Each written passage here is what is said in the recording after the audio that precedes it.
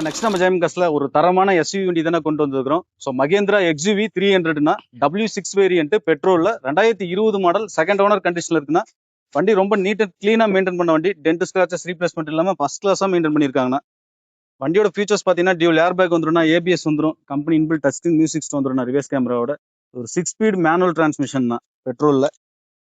So வண்டி ரொம்ப லக்ஸுரியான வண்டி தான்.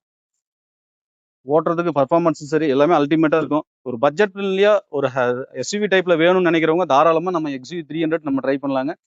வண்டி ஃபர்ஸ்ட் கிளாஸா மெயின்டைன் பண்ணியிருப்பாங்கண்ணா. எடுத்தா எந்த ஒரு மேஜர் ஒர்க்கும் பார்க்க வேண்டாம். 4 டயர்னு பார்த்தீங்கன்னா ஈவன் ஒரு 70% பட்டன் இருக்கு. வண்டி குவாலிட்டியா வச்சிருக்காங்க. ஸோ ஜஸ்ட் நம்ம அப்படியே ரன் பண்ற கண்டிஷன் தான். ஆயில் சர்வீஸ் கூட பண்ண வேண்டியதில்லை. எல்லாமே ப்ராப்பரா கம்பெனில பண்ணி வச்சிருக்காங்கண்ணா.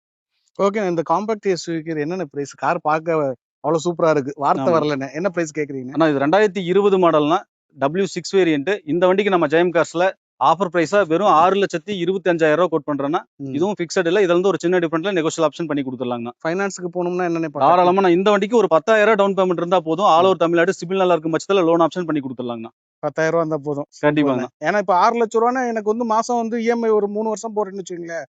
ஒரு 5 வருஷம் வரையுமே நம்ம டென்யூர் பண்ணி பண்ணிக்கலாங்கண்ணா.